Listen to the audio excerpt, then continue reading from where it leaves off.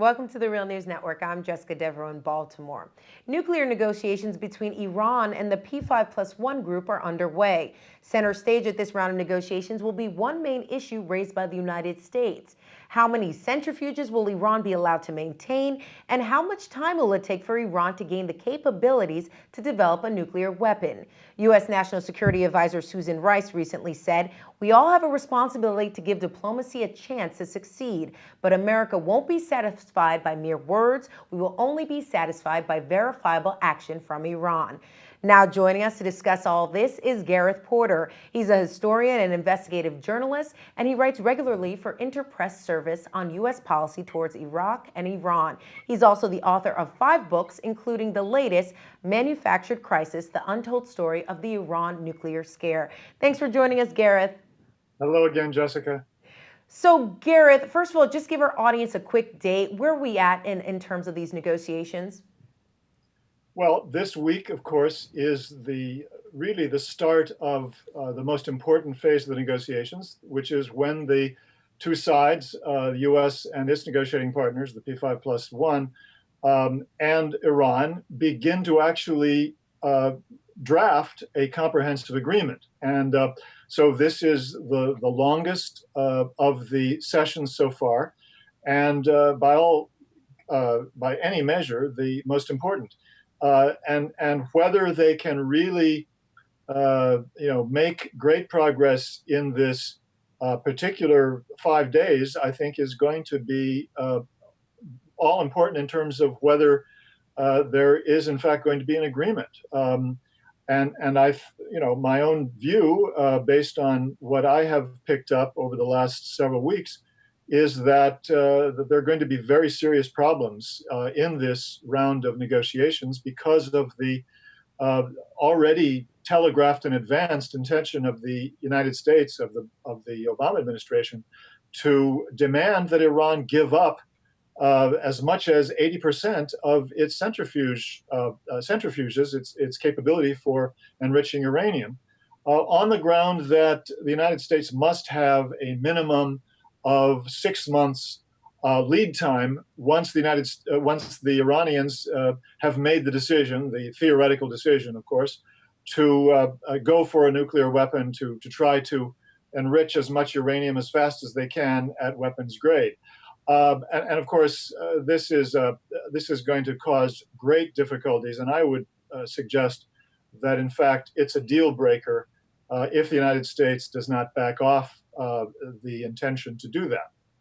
So, Gareth, what sort of evidence already exists in terms of political statements by leaders, physical evidence that shows that Iran is actually seeking to build a nuclear weapon? Well, the evidence thus far consists, as far as I know, based on my pretty intensive research over the past year and more, in particular, it consists almost entirely, if not solely, of some documents which surfaced initially in 2004. I've called them the laptop documents because they were allegedly from the laptop computer of one of the Iranian scientists who was involved in this purported Iranian nuclear weapons program. So that was the first set of documents. And then a later set of documents were turned over to the International Atomic Energy Agency, the IAEA, in 2008 and 2009. And we know who turned them over because Al-Baradei, the Director General of the IAEA at that point, has said in his memoirs that it was Israel who turned over the entire the new set of documents, which then were used for a very damning report by the IAEA issued in November 2011. To my knowledge, that really constitutes the sum total of the evidence that Iran has had a nuclear weapons program at any time. And in my book, I really show, I think, quite in great detail and based on very solid evidence that that both of those sets of documents were fabricated, were not truthful, and really can be easily seen as fabricated by both the internal evidence as well as the circumstantial evidence surrounding them. How do you know that, Gareth? Well, in the case of the so-called laptop documents, the giveaway, as I call it, is that the key set of documents, the ones that were used to greatest political effect by the Bush administration in the 2005 to 2009 period, was a set of documents that supposedly showed Iran attempting to redesign the reentry vehicle of the Shahab 3 intermediate range missile in order to accommodate a nuclear weapon. And so that, of course, was a very sensational story in the news media when it was leaked to them in those years, 2005 to 2007. But it turns out, when you really dig into it, that what was depicted in those studies was the reentry vehicle of a model of an Iranian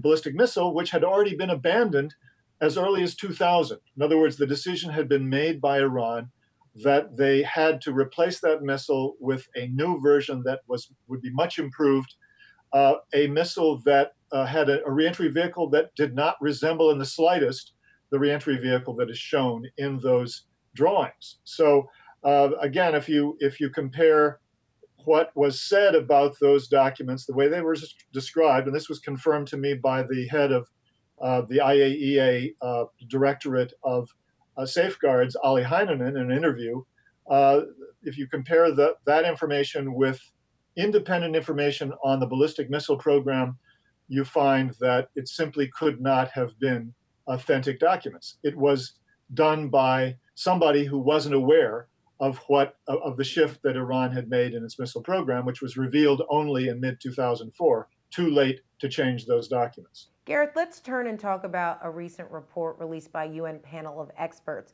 It says that Iran used its petrochemical industry as a cover to transport valves for the heavy water reactor there in Iran. Does this finding, I mean, you're going to have people specifically, more neoconservatives saying, hey, this means Iran's not a trustworthy, honest negotiating partner. What do you say to those folks? Well, first of all, of course, as I think most of your viewers by now are aware, the false narrative surrounding Iran has been built around this central core notion that Iran can't be trusted because they've been practicing nuclear deceit for almost 3 decades. And, that's based on a whole series of episodes which have been related in a way that simply falsifies the real history. I won't go into the details, but I just want to point out that there is a false narrative that is built around that central notion. And in this case, the idea that Iran is being deceptive in some fashion that indicates that it is trying to get nuclear weapons simply doesn't hold up. It doesn't pass the laugh test. I mean, of course, Iran is going to do whatever it has to in order to get materials for its nuclear program.